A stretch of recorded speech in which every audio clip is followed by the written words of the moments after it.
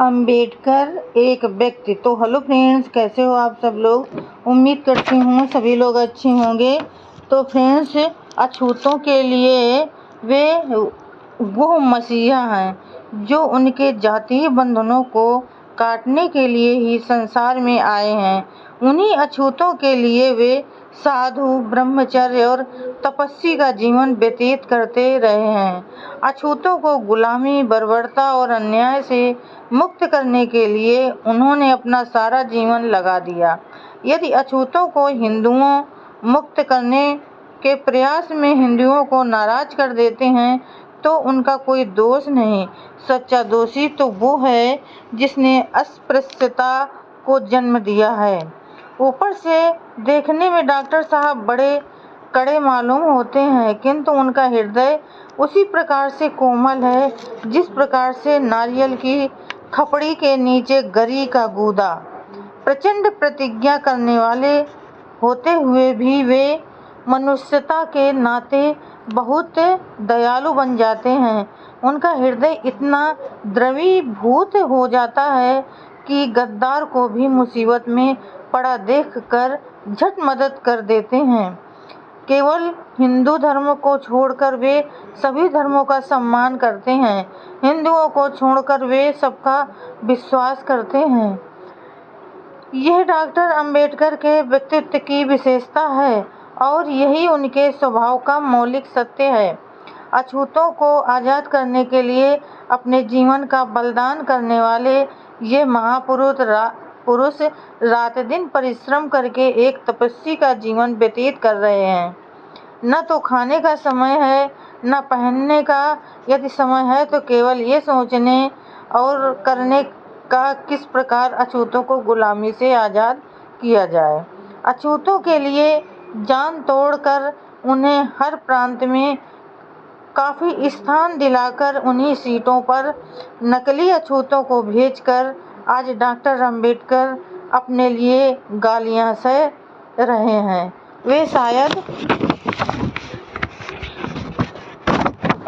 Doctor Ambedkar को गाली देते समय ये भूल जाते हैं कि वे आज डॉक्टर अंबेडकर के लड़ने की बदौलत ही MLA या मिनिस्टर होकर उनके विरुद्ध भाषण दे रहे हैं। एक नकली अछूत ने यहाँ तक कह डाला कि डॉक्टर अंबेडकर को अछूतों के नकली नेता से ही सबक सीखना चाहिए।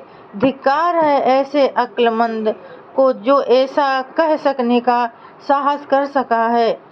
जिन डॉक्टर अंबेडकर ने उन जर्मनों को पढ़ाया है जिनमें से हिटलर, गोरिंग, रोमेल और कीटिल ऐसे वीर पैदा हुए, उनके लिए यह कहना कि नकली नेता से सबक सीखें हमारी समझ में तो अक्ल का दिवाला ही लगता है। भाषाओं के आचार्य doctor Ambedkar Sanskrit, Farsi, Hindi, Urdu, Marathi, Bengali, Gujarati, French, German, English और एशियन भाषा के केवल ज्ञाता ही नहीं अपितु उन साहित्यों के पंडित भी हैं।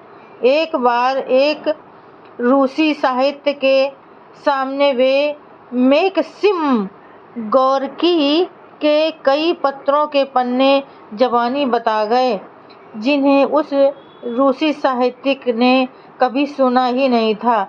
ऐसी है उनकी प्रखर स्मरण शक्ति। प्रश्न उठता है कि डॉक्टर अंबेडकर इतने विद्वान होते हुए भी इतना अपमान अपने ही भाइयों से क्यों सहते हैं, और खासकर ऐसी अवस्था में जबकि वे अपना जीवन सम्मान सहित व्यतीत कर सकते हैं। अपमान की सीमा अगर यही तक होती तो भी गनीमत थी।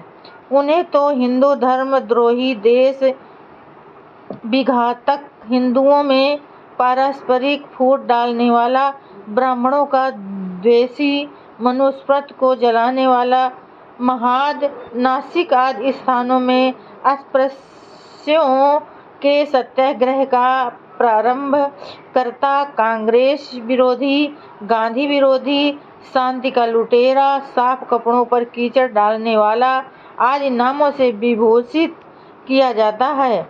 विद्या विभूषित होने पर भी आज उनकी यह दशा है। आखिर ये सब डॉक्टर अंबेडकर क्यों सह रहे हैं? इसका केवल एक उत्तर है, भारत के जिंदा कब्रिस्तान को फिर से पूर्ण रूप से मनुष्य का दर्जा दिलाने का अटल प्रण। भारत का यह जिंदा कब्रिस्तान न तो जानवर ही है और न तो मनुष्य। अछूतों का यह बेजबान समाज हजारों वर्षों से मार मार कर ऐसा गुलाम बना दिया गया है कि वो इस बात का स्वप्न भी नहीं देखता कि कभी वो भी अपने मालिक की तरह जीवन व्यतीत कर सकेगा या नहीं।